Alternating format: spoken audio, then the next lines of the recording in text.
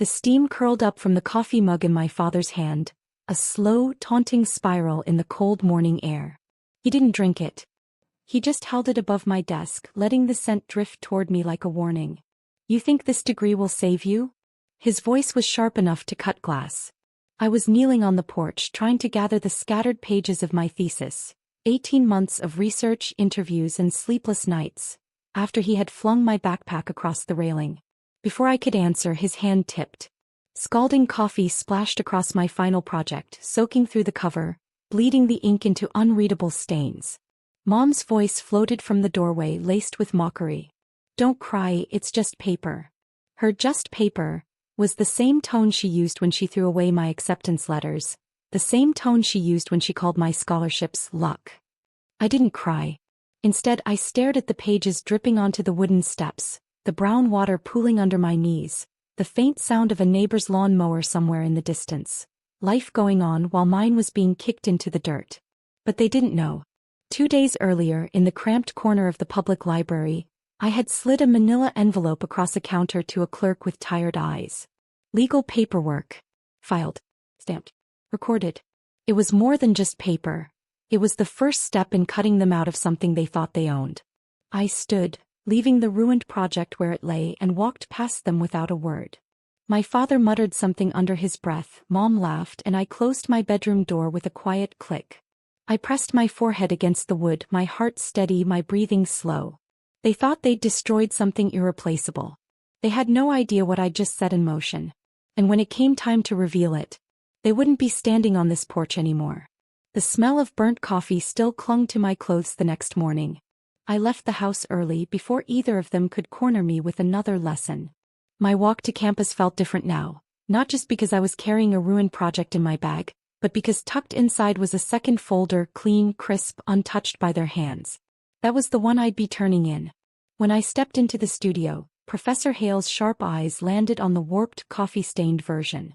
I let her take it from me first, watched her mouth tighten, watched her fingers brush over the sticky cover. Then I reached into my bag and slid the real project across her desk. "This is the submission," I said quietly. Her gaze softened. "You have people in your life who don't want you to succeed, don't you?" I didn't answer. But I knew she'd read the truth in my silence. By the afternoon, my inbox pinged with something I had been waiting for, a confirmation email from the county clerk. Petition to partition property, accepted and filed. The property in question? The house my parents had lorded over me for years. The one my grandfather left to me in his will, though they never told me until I found the probate records last year. They'd been living in it rent-free, calling it theirs, using every corner to remind me I was just a guest. By filing that paperwork, I'd started a process they couldn't undo, not without buying me out, not without standing in a courtroom where I'd present every receipt, every recorded insult, every deliberate act meant to sabotage me. That night, Mom knocked on my door, fake sweet. "We're having dinner. You should come down." I opened the door just enough to meet her eyes. "Thanks, but I'm working on something." It wasn't a lie. I was building something they'd never see coming. She gave me a look, that mix of suspicion and dismissal she wore like perfume, and walked away.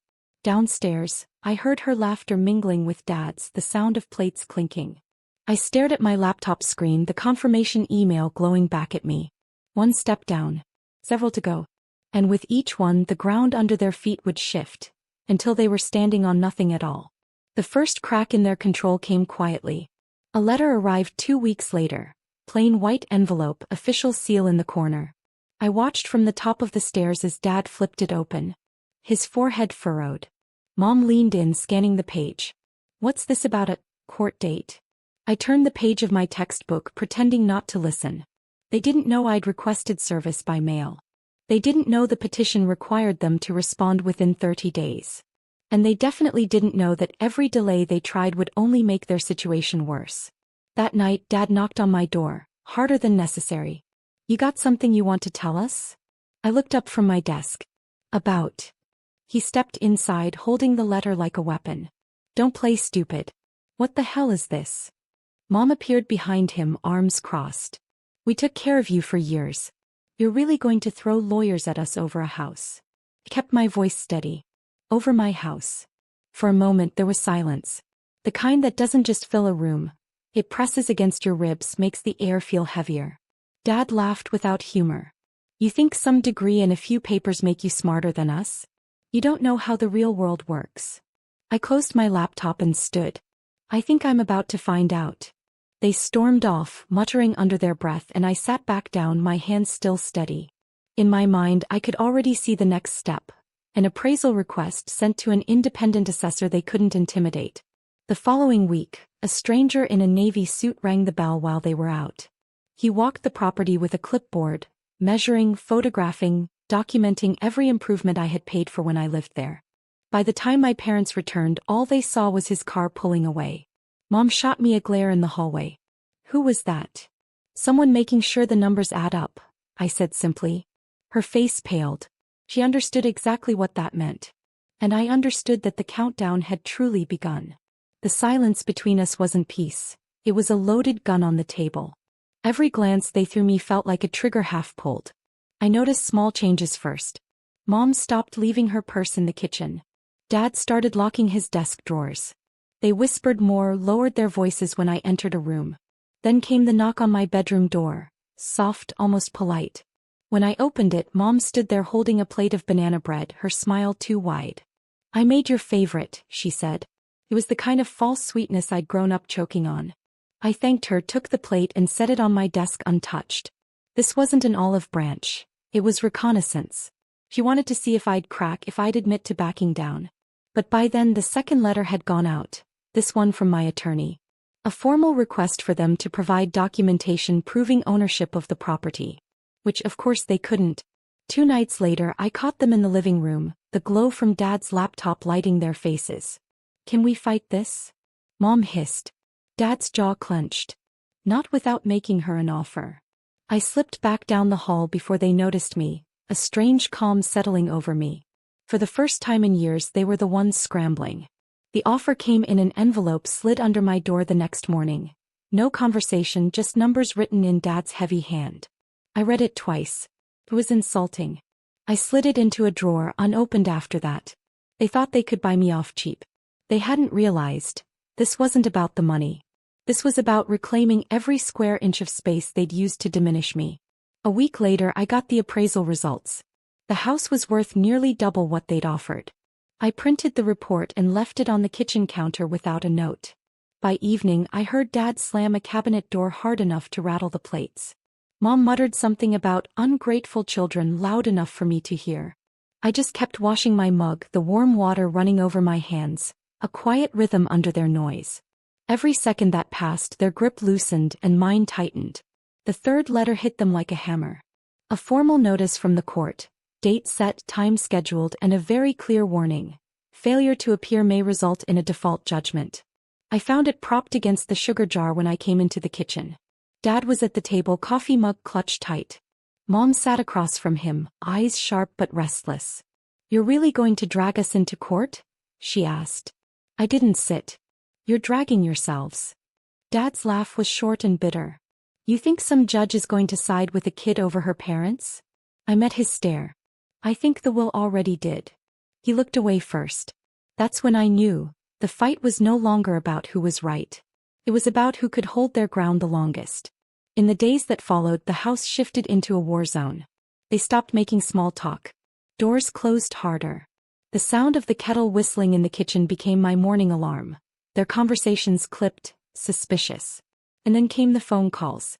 Voices from relatives I barely spoke to, urging me to make peace, and drop this before it ruins the family. But every word they spoke was just an echo of what my parents had fed them. One night my cousin called, her tone hushed. "They're telling people you're unstable. That you're doing this out of spite."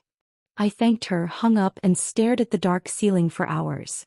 It was a familiar ache, being rewritten in their story as the villain. But this time I had my own script. The next morning I walked into the clerk's office and submitted additional evidence. Photographs of the original will, bank statements showing my payments toward the property taxes, even receipts for repairs I'd personally funded. Each page was a nail sealing the truth in place. That evening I passed Dad in the hallway. He stopped like he wanted to say something, but the words caught in his throat. I kept walking, my steps steady, my hands free. They tried to break my work, my focus, my future. But now it was the walls around them that were starting to shake. The courthouse smelled faintly of old paper and lemon polish. I sat at the back during the preliminary hearing, my attorney beside me, a calm presence in a tailored navy suit. Mom and Dad arrived late. They didn't look at me, just slid into their seats, shuffling papers they'd thrown together like a last-minute school project. When the judge called our case, I stood. My parents stayed seated like they still believed this wasn't real. The judge's eyes scanned the file. Petition to partition property. Petitioner is the sole named beneficiary in the original will. Respondents have been in residence without paying rent for 5 years. The words hung in the air. I saw Dad shift in his chair. Mom's lips pressed tight. My attorney handed over the stack of documents. The will, the tax receipts, the appraisal report. Each page landed with a quiet finality, a sound only I seemed to notice. Dad tried to interrupt. We've been maintaining. The judge raised a hand. You'll have your turn. When it came, their turn was nothing but vague claims. No receipts. No proof. Just stories they'd told so often, they thought speaking them aloud made them fact. The judge looked at me again. Petitioner, anything further? I met his gaze. Only that I never wanted it to come to this. But I was left no choice. It wasn't for drama. It was the truth. And I let the silence after it settle, heavy and unbroken. We were dismissed for the day, the decision pending. Outside, the sun hit my face like a dare, warm, unflinching. I walked past them on the courthouse steps. Dad muttered, "You'll regret this." I stopped, turned just enough to catch his eye. "No," I said. "I'll remember it." Back home, I opened my email and saw it. A message from my attorney, short, decisive. Be prepared for a ruling in your favor. Likely within the week. For the first time in years, my chest felt light. Not because the fight was over, but because I could already see the moment it would be. The ruling came on a Tuesday morning. A PDF attachment, the subject line so ordinary it almost didn't feel like the moment my life would change. I opened it anyway. Petition granted. The words were so simple, so small on the screen, but they might as well have been a thunderclap. The court ordered the sale of the property, with proceeds to be divided according to ownership. Which meant, after debts and adjustments, the majority was mine. I sat back in my chair, the hum of the refrigerator filling the silence. No shouts, no applause, just the quiet satisfaction of knowing they couldn't undo this. That evening, I came home to find them waiting in the kitchen. The letter from the court lay between them on the table, already creased from being read too many times. Mom's voice was tight. "You're really going to force us out?" I set my bag down. I didn't force anything. The law did. Dad slammed his hand on the table. "You think you've won? You've destroyed this family." I met his glare without flinching. Families don't destroy each other's futures. People do. He pushed back his chair so hard it scraped the tile. Mom followed him out, their footsteps heavy, echoing through the hallway. 3 days later, the realtor arrived. I let her in while they stayed upstairs, pretending not to be home. She walked through each room with a practiced eye, snapping photos, asking questions. When she reached the porch, she paused. "It's a beautiful property. Shame it's been so neglected." I didn't correct her. He was right. By the weekend, the listing went live. The images of the house, brightened, sharpened, inviting, stared back at me from the realtor's website. It didn't even look like the place I'd grown up in. It looked like something new. And soon it would be. The offer came faster than any of us expected. Full asking price, cash. The realtor's email was almost cheerful. "They want a quick closing." I forwarded it to my attorney without hesitation. Within days, the paperwork was moving. Within weeks, the house, their fortress, their leverage, their favorite weapon, was no longer theirs to wield. The morning of the final walkthrough, I arrived early. The air was sharp and cool, the kind that makes sound carry. I walked through each room slowly, my footsteps echoing against bare walls. In the kitchen, the cabinets hung open, emptied. Upstairs, the bedroom doors stood ajar, their shadows stretching across the floor. It felt like the house itself was exhaling, relieved to be free of the weight it had carried. I found them on the porch when I stepped outside. Mom's eyes were red but dry. Dad stood rigid, jaw set, as if refusing to give me the satisfaction of seeing him falter. "This is what you wanted?" he asked, voice low. I took a breath, the smell of rain in the distance. No. This is what you earned. He looked away first. Mom didn't speak at all. The buyers arrived minutes later, their voices bright, their plans spilling out in quick bursts. Repaint the porch, plant a garden, turn the upstairs into a reading nook. They didn't know the history here. They didn't need to. I handed over the keys without ceremony. No lingering touches, no backward glance. Just the solid feel of metal leaving my palm, and with it, every hold my parents thought they had over me. That evening I sat in my new apartment, surrounded by boxes I'd packed myself. On the counter was the check. More than enough to rebuild, to start fresh, to choose where my story went next. I made tea, letting the steam warm my face, and opened my laptop. Not to look back but to make plans. Because the thing about paper, whether it's a degree, a will, or a court order, is that it can destroy or it can set you free. And this time it had done both.